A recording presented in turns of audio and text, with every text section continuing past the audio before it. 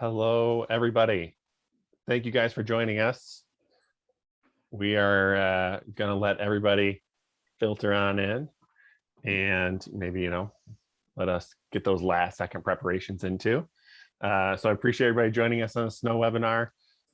Emily, help me remember. What are we talking about today? We are talking about the exciting subject of sub-auto expense. We have had so many questions about these in the Q&A for sure, and we've been pushing them off so we could hopefully centralize them around today. So sub-auto expenses are going to be happening. A couple of side notes here as we're starting, and again, we're filtering in. The other request we have had for, I don't know, almost every one of these that we're on, even though Travis called you all liars and said no one's going to watch them, we did just get our webinars posted. Mr. Plow, thank you, Travis. We got our webinars posted inside of the knowledge base right now. I'm gonna go complain to our author a little bit. So we're not gonna move the links, but we might try and rename them a little bit better, because right now they just have the date on there. They don't have the topics that we hit off at the top of the meeting. And if any of you guys are like me, if you click into those, it will tell you what the topics are. Oh, perfect. Yeah, but it doesn't have it on the title. Okay. So, well, if any of you are like me, the author is sorry about that. If any of you are like me, I can't remember what I did yesterday. So I'm gonna try and get those changed, but they are up, they are dated. Feel free to go back and reference those as you're continuing your Snow setup process. All right, I think I've stretched out and delayed just long enough to get Travis ready to go. So I'm going to kick it off over to him. And remember, questions in the Q&A, chat with everybody else in the chat feature if you have some good suggestions you'd like us to call out as well. And thank you guys for showing up, paying attention, and participating. Appreciate it, everybody. Awesome. Thanks, Corey. Thanks, everybody, for being here. Should be fun. We're looking forward to walking through sub-auto expenses with you. Since we're talking about subcontractors, if you're near Springfield, I think the guy behind me is still looking for some work. He can take on some and help you out. So give Mr. Plow a call, or if you don't want to see Mr. Plow up here, you could just send us some more photos of your fleet, and I'd be happy to put that up there too. But it is Mr. Plow for now. And just saw that Emily stuck the link to the no, I am not singing the song, but Emily stuck the link to the recordings on the knowledge base in the chat, so you guys can grab it there. All right, who's excited to talk about sub-auto expenses? They are awesome and super helpful.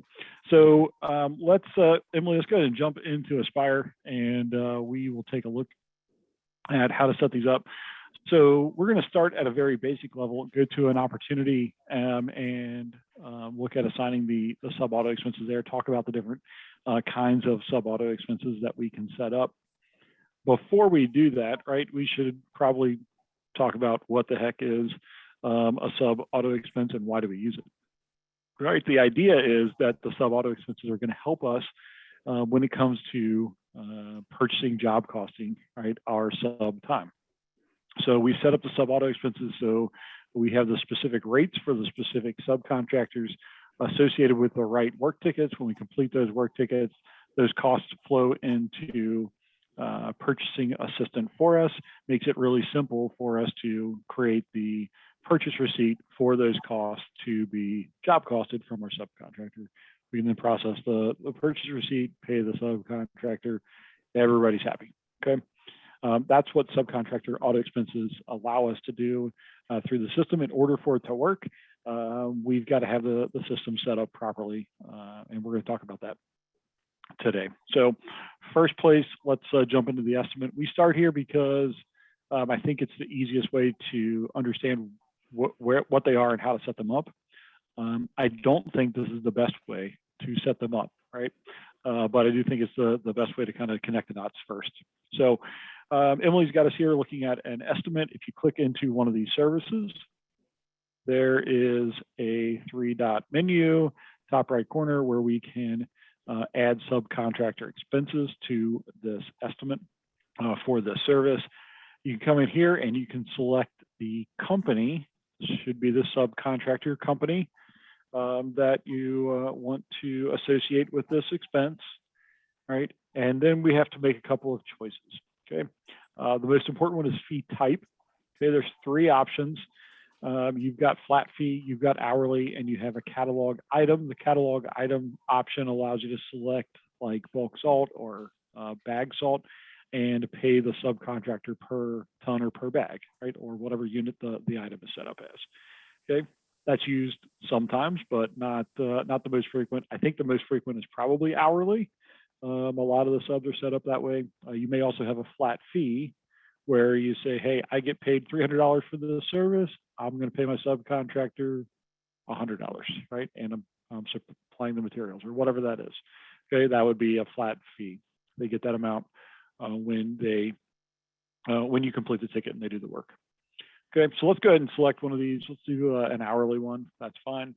And then we're going to skip over the catalog item. That shouldn't be there unless you select catalog item, but it is anyway. And we are going to put in the amount that this sub, Chuck Property Services, is going to get paid per hour for working on this snow plowing service, right? He gets $75 an hour. Okay, that's setting up a subcontractor auto expense on a service for a subcontractor. Okay, the drawback to doing this here, hit save on this, if we go back out to the estimate, is we've got to do this on all of these services. Okay, so we did 1, and that's great, but we've got 4 plowing services here. We've got sidewalk, snow clearing. If the sub is doing that on this estimate as well, we need to set those up. All right, so we have to click through all of these and set those rates up. Maybe not the most efficient way, but it is possible to do that here. The other thing that's really cool about subcontractor auto expenses is that sub auto expenses only flow through to purchasing assistant if you have time for a contact that's associated with that subcontractor company that you set it up with. Why is that cool? You're like, that seems like the way it should work. It's cool because you may have a couple of different subcontractors that may work on this same estimate, right? You might have the primary plan, but we all know about primary plans with snow. You better have a backup because you'll undoubtedly need it. So you can go in and you can set up multiple subcontractors on the same services with their particular rates for that. Okay, you can set those up, and then in the event that someone besides Chuck Snowplowing, I think was a subcontractor, right? If somebody else does that, you can have them set up, right? So if Mr. Plow goes in there and does work, he's got a subcontractor auto expense set up. His rates will flow through for that service, right? And you can do all of that pre-season. You can update those as changes happen throughout the season and you need to update events. You can update these after the estimates are won. So, you can update subcontractor auto expenses at any time as needed. Okay, before we move on, we could take longer looking at this, but I think the other setups are pretty straightforward. I won't bore everybody with details, but are there any questions that we need to answer before we go on to looking at a couple other places that we can see and edit subcontractor auto expenses? I don't think we have any questions at this point. Okay. We- Excellent. We just got one in, and it's a good one, actually. Jessica asked, All right. do you need a change order to add subcontractor expenses? You do not. So after the opportunity is won, you can update the subcontractor auto expenses. And you can do that here on the estimate like we just did, or there's 2 other places that you can edit and modify those. So we're going to go take a look at those here in just a minute. So no pressure, right? Win your contracts. You can update subcontractor auto expenses at any time. I have a question that I'm going to synthesize and ask because I get asked it all the time. How do we, if I don't know that I'm going to be utilizing a sub, how do I bid this job?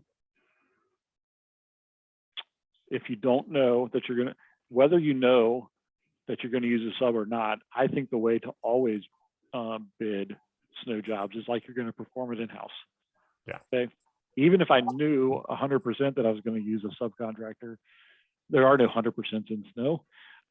So I would probably still estimate it and bid it like I'm going to do it in-house. That way I have all of the information that I need should I decide that I'm going to schedule this for my crews to go out and perform the work, right? But there's absolutely no pressure to get sub cost into the estimate because we can add them as subcontractor auto expenses, and it's easier to track that way, in my humble opinion. And Right? If any other clients have differing opinions on that, please share. I'd be happy to get other perspectives on it, but that's fine. there is the capability to add those sub-auto expenses in the status of bidding as well. They'll stick in the bidding status. Yep. Awesome. So you can add subcontractor auto expenses from bidding all the way through to the job being in progress and you working on it. Awesome. Any other questions before we move on? Yes. Yeah, let's tackle these now. We'll just keep them Okay. coming. So if I set up my seasonal contract with 5 occurrences, will it create 5 occurrences in my purchasing for sub? Oh, that is a good question. Seasonal may be the one exception to what I just said. So for seasonal, you can do subcontractor auto expenses for seasonal. Chris or Corey or someone looking at the cheat sheet we talked about earlier, I might forget if we can do a flat fee on a seasonal ticket and trigger that multiple times, or if we can only do one per ticket. Anybody remember? We may have to circle back to that. You can have it. Seasonal, You Go can ahead. have it done multiple times if you trigger those auto expenses, right? okay, perfect. Yeah. So either way, right? You can set up the flat fee for the seasonal service. You can trigger it, right? For seasonal tickets, you don't usually complete those, although if you have one per month, maybe you do, but you can manually trigger it too, to flow through to purchasing assistant. What was the question one more time? Let me make sure I'm not getting confused. If I set up a seasonal contract with 5 occurrences, will it create 5 occurrences in purchasing for my sub? So you can pay your sub multiple times throughout the month. It's like it will, as you, and that's what you're clicking the multi-visit for too. So if you're using multi-visit and on the seasonal ticket, you can complete it, not really from the field, and then it'll also trigger the sub auto expenses too. Yep. So if you've got 5 tickets, you're going to pay the sub, I'm assuming, right, a flat fee one time per ticket. You can set that up as a flat fee. And yes, it'd be one per ticket. And I think that would all work fine. If we didn't answer your question, ask it again and we'll do a better job next time. We asked one other one, which hopefully we can answer quickly and move on here. But if I have a seasonal contract with 4 services, does it matter if I put all my sub costs on one service? I would tell you probably spread them out. I think that makes a little more sense from a reporting standpoint, right? I mean, you could do that, but then you're not going to actually accurately job cost your other tickets, right? You're going to plow all your sub stuff. So if you had like a separate sub estimating ticket, I don't love it. You can do that. It's just going to skew your reporting, and I don't think give you very good results on the back end. Yeah, I don't think you'd be the only one doing it that way. If No. That's what you chose to do. There's some drawbacks to it, but if you're looking at the opportunity as a whole, right, it doesn't really matter. You're going to lose some visibility as to how well I perform on plowing versus salting versus sidewalk. You can decide how important that is for you to know that information, but that's the drawback if you just do it on one service. All right. Before we get to other questions, unless there's something specific about estimating we need to talk about, let's go take a look at the other areas that we can update the sub auto expenses. Emily, if you don't mind, let's go to our contact and then go to the company where we can see all of the subcontractor auto expenses for that company, right? So we are on the contact for Chuck, and we clicked on the company page to go to his company page and see all of the information. right down at the bottom. This used to be on like a separate tab in the previous Aspire system, but now it's down at the bottom. So if you scroll down there, you're going to see a list of all of the auto expenses. Again, I don't think this is the best place to add new auto expenses, although you can, right? There's a new plus button up there, the blue button, to add new auto expenses. You can do that here, but I love this view to be able to review all of the auto expenses for the subcontractor and make sure that they're all right. Okay, my guess is that for every property, right? If snow plowing, I pay him $75 an hour, it should be $75 everywhere, right? And if it's something else, I probably mistyped it, or there's something weird going on. So you can look at all of the sub auto expenses associated with this subcontractor in one list, and then you can sort them and filter them to because there could be a lot in here, and make sure that the rates are set up correctly. And if they're not, they're super easy to change. All you have to do is click into one of those amount boxes and change the amount, right? And you can change it right here. So I think just a really efficient way to allow us to change that. Is it not working to change now? That's awesome. Yep, you can click in there and change it to anything else. Yeah, perfect. So again, not the place that I would add new, although you can. I think it's a little clunky. The report that we're going to go look at, I think, is a little bit better for adding new, but a great place to review all of the subcontractor auto expenses that you have set up for each of your companies. Okay, so that is auto expenses. We should probably add a new one here just so we can see what that looks like, Emily. So if you hit the new button here, it's going to ask you to select a branch. And then the effective date is fine. If you were working on contracts that don't start until next month, right, you could change that effective date and then see those items in here as well. Snow division, and then you can choose your property. Maybe it's just daily, not the.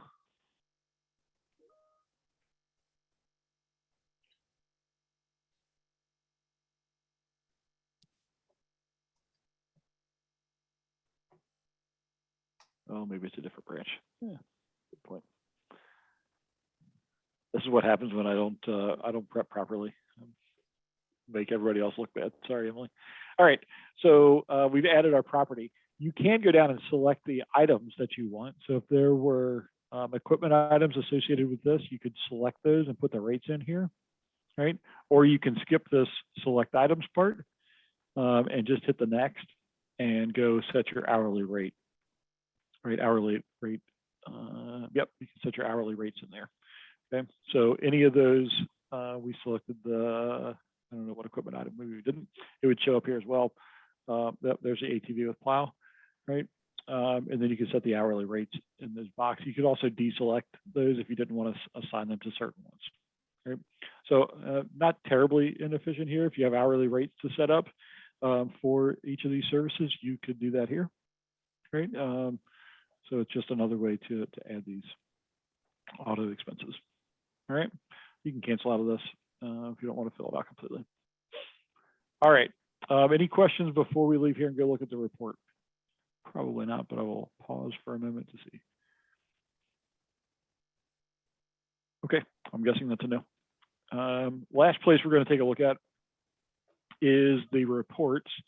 And inside of reports and standard reports, we have a report under sales, because of course, why wouldn't auto expenses be under sales for auto expenses? So if you click into that report, that is going to allow you to see and set up auto expenses for anything you have in the system, right? So you get to see everything here, and you can set up sub auto expenses for most everything here. Okay. So you can filter this list, right? You're seeing everything. This has got over 2,500 results in it right now. So you can filter this down to get to what you want to, just like any other list in the system. But once you have your list, and we can just use whatever's on the top of this for now, right? So for our Jackson property right there, right? If I want to set up subcontractor auto expenses, I can select the services that I want to set up. And again, you could do this in bulk if you filtered it down to show all plow services or whatever the case may be. All right. And then you can go up to bulk actions and add auto expense.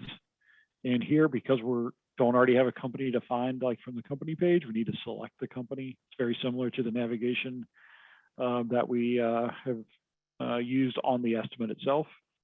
Right, select the fee type and set the rate. It's also a great place, right? If you had another subcontractor that might be like your backup plan, you could add them in here as well, do them at the same time, right? So you could add multiple subcontractors with different rates at the same time for these services. Okay, great. And you want to go ahead and save on that. This should pop in. Excellent, right? So there are the expenses. I think if you scroll over to the right, it'll show the expenses as well. It'll show the actual amounts. There you go. If you want to edit those, you can do that here. It's not quite as easy as on the company, but the little three dot menu there to the right of that line item would give you the option to either edit the expense or delete it. If you edit it, it's going to pop up that navigation window again and allow you to edit those rates. And if you delete it, it would delete it from there, right? I think give you an option to confirm that's what you want to do. Okay, so that is auto expense setup and the three options that we have for setting those up and how they get set up in the system. Questions, comments, concerns about subcontractor auto expenses, or really questions about anything is fine, so they're related or not. We're pretty open to answering almost any question you ask. So what do you got out there?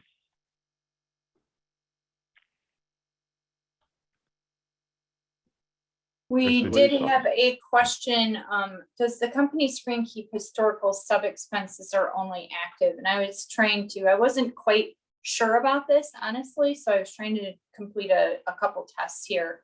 And I believe it is only active sub expenses, but I'm trying to identify, I think we still need to identify what that criteria would be for those sub expenses to exist on the company. Does anyone else have an idea? I can do a little bit more testing and see if I can come to a conclusion before the end of the call.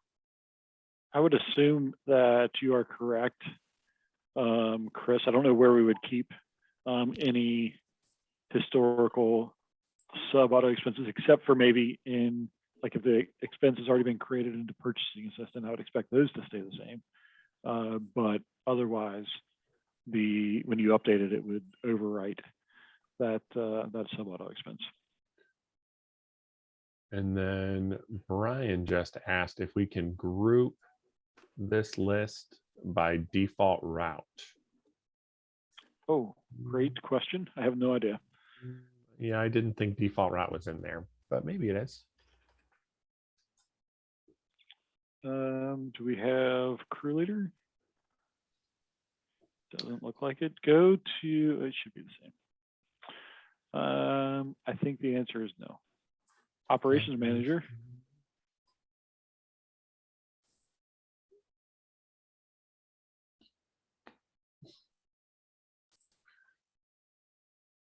Close, then Brian, maybe still can be used and still helpful.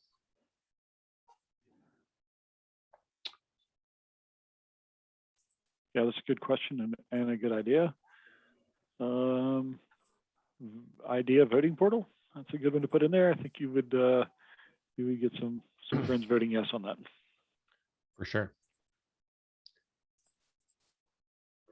What other questions are out there, Corey? I think we just answered the two that are out there. Okay. Very good.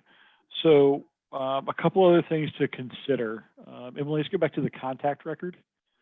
When you're setting up contacts associated with your companies, one, the sub auto expenses aren't going to trigger unless you have data in the system on that ticket associated with that that company, right? So your contacts for your subcontractor have to have a company assigned, and that company has to match the company that you're setting the subcontractor auto expense up, right? So you got Chuck Property Services here. You've got another company for Chuck and another company assigned here, or no company assigned here. It's not going to work. Okay, so you got to make sure that the contact associated with the right company that you have set up for your subcontractor auto expenses.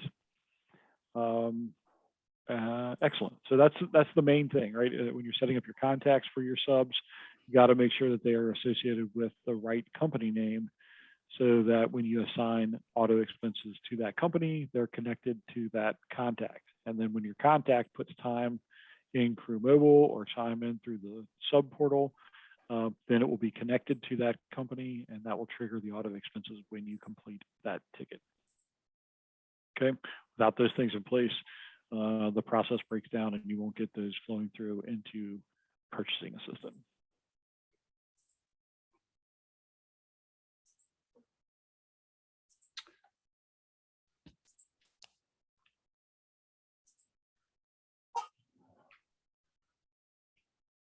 Okay, so we got a question here.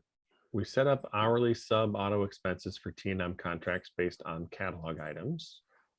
For example, snow truck, plow truck.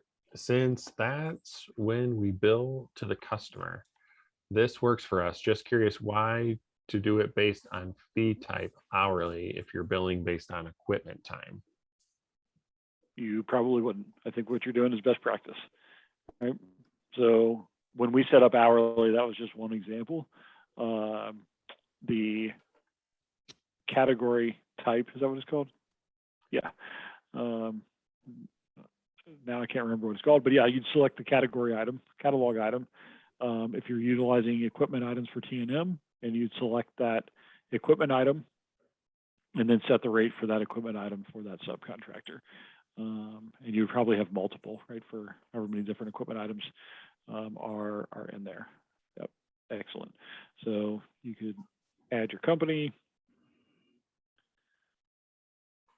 and then go to catalog item, select your equipment item out of here. Right, so we got a plow, truck with plow, right? Set your rate for truck with plow. And then if he has a loader as well, you could add Chuck Property Service back in here. Do catalog item again, select the other equipment item for that plow. I think there's a loader in there. Right, so great, just grab the snow hauling one. That's right, maybe it's 150 or whatever. Right, you can set those rates up 100% appropriate. Also really important to know that if Chuck has time on a ticket and it's not associated with one of those two specific items, right, he has no rates either, right? So like we said, when we were setting up T&M, you got to make sure you're utilizing the right items in your estimate and utilizing the right items when you are allocating from the ticket, and associating these subcontractor expenses is the same, right? So want to make sure you clean up that items list, you know what items you're using and what items you're not using, so that you get those set up correctly. Okay, we probably have, you know, a bunch of crazy information in our test system, but you'd want to make sure your data is as clean as possible so you're utilizing the right items on your estimate and for subcontractor auto expenses and allocating. We have another question here about how do we log into the sub portal through the new system? I still have to go through the old one to log in. So we are still utilizing the legacy system to access the subcontractor portal. Yep. So your subs will log in at app.youraspire.com, and that information will flow into either version of the system that you're utilizing. So if you're using the new version, that information will still flow into time entry for you, but they'll log into the old URL, app.youraspire.com. And I do have an update. I think Justin had asked about those sub auto expenses on the company. So when we're looking at a subcontractor and looking at the company record, when and why those sub auto expenses would appear. So I did a little bit of testing, and from what I understand is that those sub-auto expenses are driven by the contract start and end date. So based upon the start and end date of the opportunity, so if we scroll on down, these sub expenses will populate here as long as that criteria is met. So start and end date is within the time period here. So last year's sub-auto expenses will not populate. Status of the Gotcha. opportunity will be in all statuses, right? It'll include bidding, in production. And I didn't test complete, but I'd imagine, based upon the timing, if you're working within a contract, if it's at the end of the contract, when the contract is over, then it would no longer be here, so. Good stuff. Thank you. Good question. And thanks for clarifying that, Chris. Any other questions out there for us at this point in time? It was empty. Anybody need contact info for Mr. Plow or fill a subcontractor role for you? There's a jingle out there that, you know, I think it has his number in it. I can't remember it though. Maybe you can sing it for us, Corey, but I'm not going to. I can assure you that much. Excellent. Awesome. While we have a little break here, let me do some housekeeping and let you know what's coming up. We are planning on doing these for the remainder of this month, right, on Tuesdays and Thursdays. Next week, we are planning on Tuesday covering the login event functionality and how that works in the system. And then next Thursday at the same time, we're going to walk through utilizing the sub portal and how your subcontractors can enter information to the sub portal, how that flows through back into the time entry screen and system here. So those two topics will be covered on our Q&As next week. And again, we'll get the recordings posted into the knowledge base shortly after each of these events. Okay, so that's what's upcoming. Of course, this is Q&A, right? So if you've got questions, now's a good time to bring them. We'd be happy to answer any snow-related questions that you have, whether it's sub-auto expense related or not. You can ask those.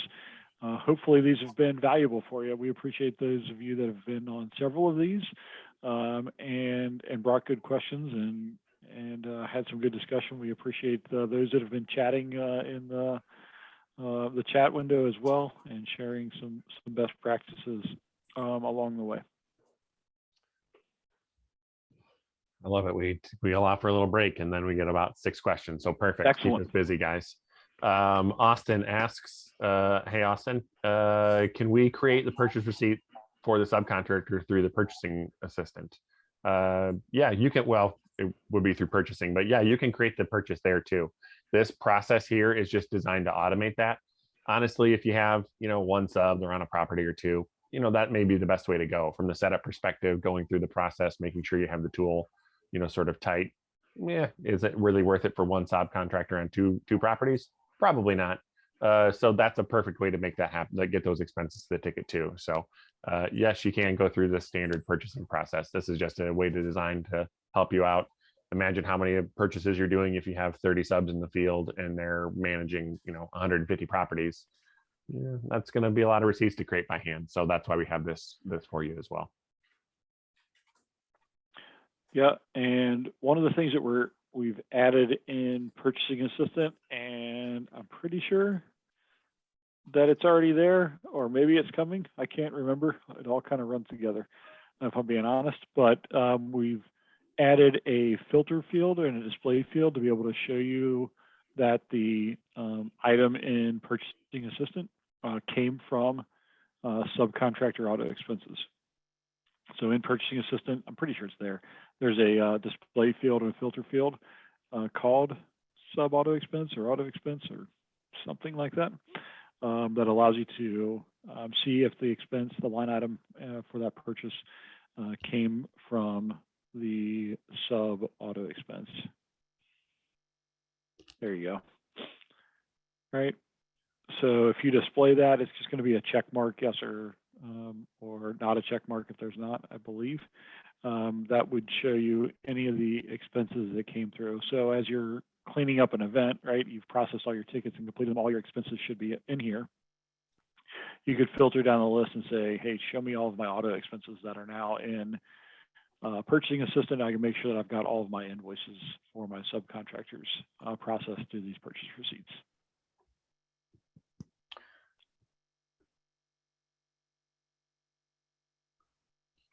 Okay, I don't know that we have put any time in that would trigger any auto expenses through here, so we may not find any, but that's where they would show up, and you can now filter by those, which I think is a nice add. Right, that was a brand new field we just added in the last month or so. Should be helpful as you're managing your events this winter.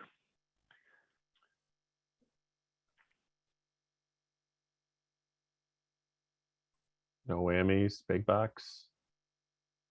Scroll down. Is there something? It'd be great if there was. Fiddlesticks. I don't think so. We could go trigger auto expense for a. We'd have to go put some time on Crew Mobile. Yeah. We could really do that if you guys really wanted to see it, or we could think answer some other questions. Yeah, I think we should stay that direction here. Okay, next question here. If a T&M contract is used, the best way to input sub-auto expenses would be entering the rate we charge our client, correct? Based on the previous question from Chris. I got to read that again. Sorry, I might have been confusing everybody else too. If a T&M contract is used, the best way to input sub-auto expenses would be entering the rate we charge our client, correct? Based on the previous rate for the previous question from Chris. So in an estimate, you're going to want to enter the rate you're charging your client, right? Your customer. And the auto expense is what you're paying your sub.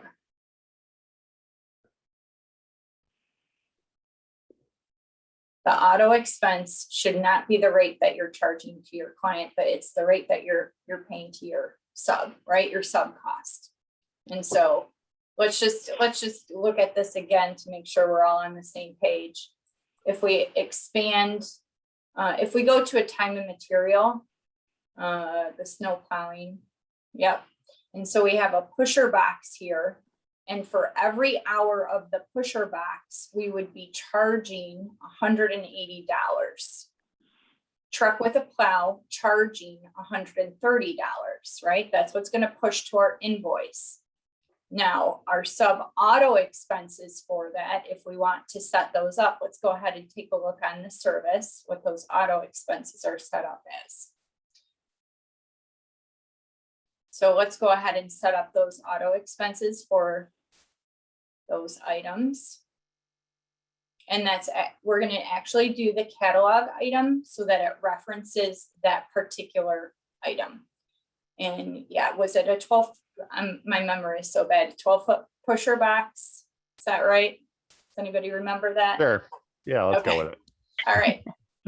So if the price on that, I think it was 180, if the price was 180, the cost to us hopefully is less than that, right? Is less than the price that we're charging our clients. So here we would want it to be the agreement with you and the sub, $100 per hour, right?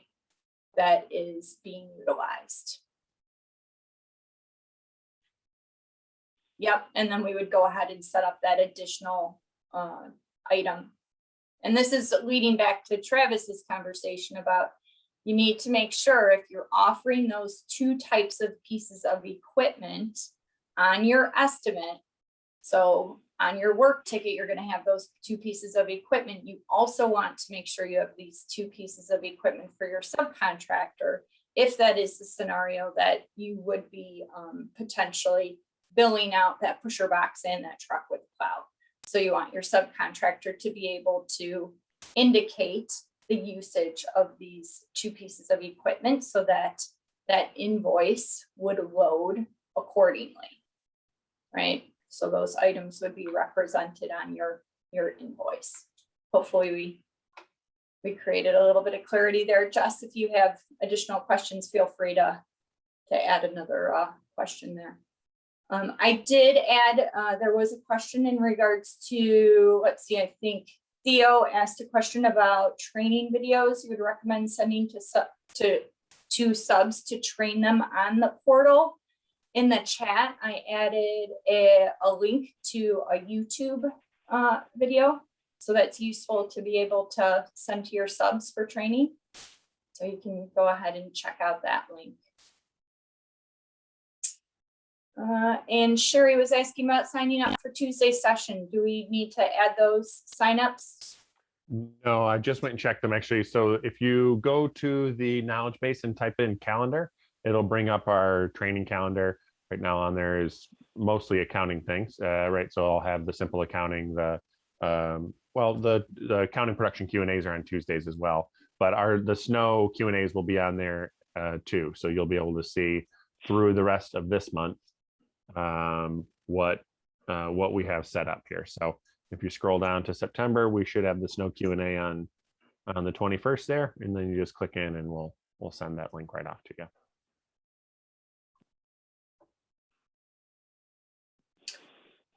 Let's see. Can you show the best method to triggering the sub auto expense so it shows in purchasing assistant? So there's different methods for us to trigger the auto expense, and it depends if it's a seasonal ticket or if it's a per service or time and material. The per service and time and material, once the sub expenses are loaded, right, and there's activity on that ticket, once that ticket is marked complete, we should have the sub auto expenses transition over to purchasing assistant. And we can go through that if we would like to, or we can take a look in purchasing assistant and see that those auto expenses. We might want to wait for the sub portal to go through that. You can tell me, group, if we want to go through all of that on today's call, or if we're going to wait for that training. Yeah, why don't we wait? There's several other questions out there at the moment, and it's really, you've got to go to Crew Mobile or the sub portal right now to get that information in.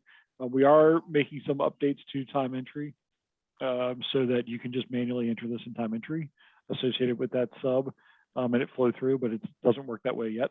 It will before we get the snow season in the next month or so. But so right now we'd have to go to Crew Mobile or the sub portal to process that time against those tickets so that it would flow through to purchasing assistant, which is just going to take a lot of time for this call. So let's answer a few more questions, and we'll take a look at that when we look at sub portal next week on Thursday, and look at those sub auto expenses that have flowed through to purchasing assistant.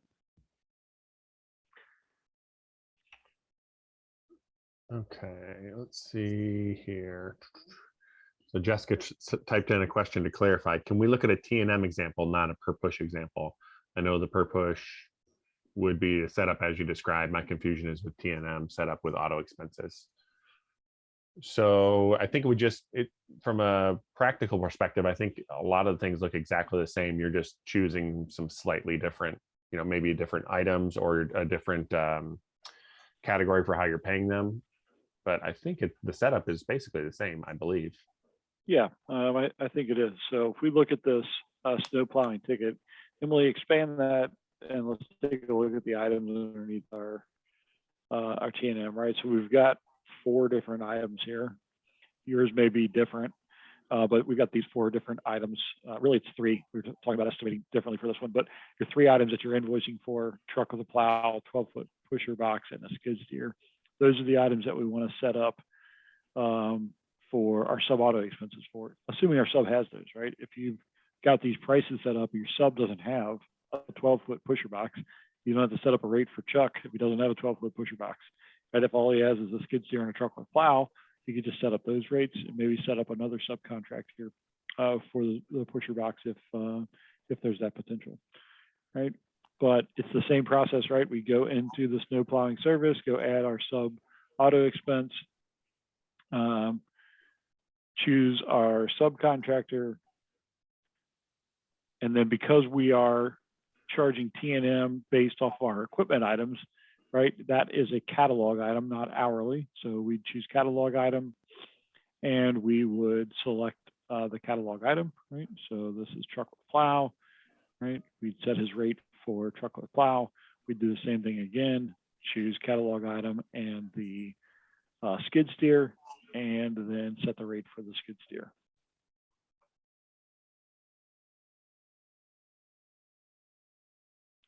Okay, that's typically that's what you're going to see for the catalog item for T&M.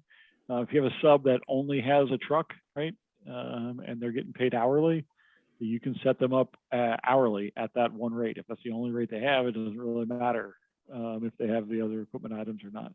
You can still pay them hourly for this T&M if you want. Instead of doing the catalog item, it's one less thing they have to do because they just subtract their time to the ticket. So if you have a subcontractor that's just, you know, a guy in a truck like Mr. Plow behind me, right? You don't have to worry about him having 6 different people plowing for him. He's got his truck and his plow.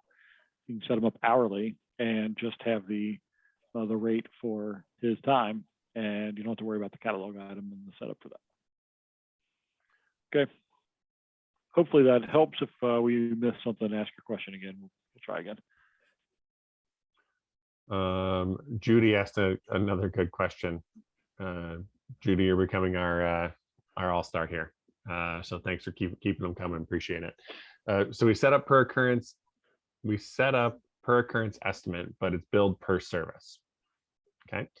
So if it's a 3 to 5 storm, we may bill 3 to 5, or we may bill 2 1 to 3s. Last year, I had too many tickets being completed, generating too many billings, and there was too much transferring on tickets. How do I best handle this?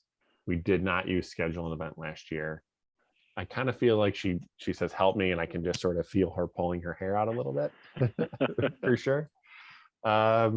So I guess it kind of depends on how you're scheduling, but this is a great reason, I think, why I mean, we talked about this on our last scheduling video of sort of the ins and outs, the positives and negatives of scheduling. When you empower your crews and train your crews to be choosing the right tickets on site when they're there, I think that solves a lot of problems that happen here. You know, are your crews going to choose the wrong ticket? Sure. But as long as they sort of understand Crew Mobile and you have good naming conventions to make sure they don't accidentally choose the wrong ticket, when they're on site, they can say, there's 1 to 3 inches in the ground. That's the ticket I'm going to choose. That's the one I'm going to complete. And then you're happy on the back end. So that would be my pitch. Make sure you empower your crews, assign properties, potentially services, and allow them to be choosing when that's appropriate. Yeah. One thing I'd add here that I think will help is consistency of your process. All right, so you mentioned in there, you may bill 3 to 5, or you may bill 2 1 to 3s. That's like an event by event decision that you're making. You're doing that for everybody. That's not that big a deal. But if for some people you're billing 2 1 to 3s, and some people you're billing 3 to 5, that can be pretty challenging. I'd recommend getting really good at defining what your process is, or how you're going to manage the tickets and how you're going to invoice for a 5-inch storm. Right? Are you billing 2 1 to 3s? Are you billing a 3 to 5 inch? If you're billing 2 1 to 3s, right, maybe forget about the 3 to 5s, right? You don't even have to schedule them or think about them. You're never going to use them, but be consistent in that, right? And always do multiple 1 to 3s, or even think about using that partial percentage to bill 200% of one 1 to 3 inch ticket. It gets you to the same result. But I do think that consistency does a couple of things. Most importantly, it simplifies things for your crew. And secondly, it should simplify the process so you can do those swap costs or managing those tickets in bulk with more confidence, because you're doing the same thing for everybody. You don't have to worry about so many exceptions. I also know that's easy for me to say, not sitting in the middle of a snow event, not dealing with clients, who have to tell me exactly how they get invoiced. So I get it, but I think we need to push back on that where we can, and simplify that and build some consistency into those processes.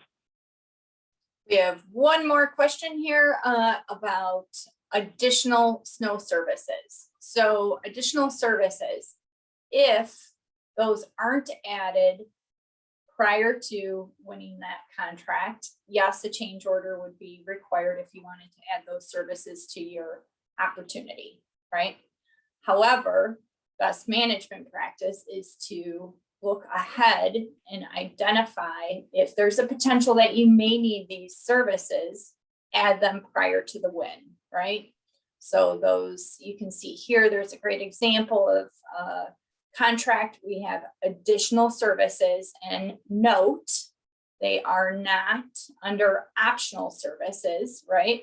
They are set up under additional services. That's a group header that we created and added the 3 possible additional services that this company might anticipate in the upcoming snow season. So this is something that you will try to get ahead of rather than behind.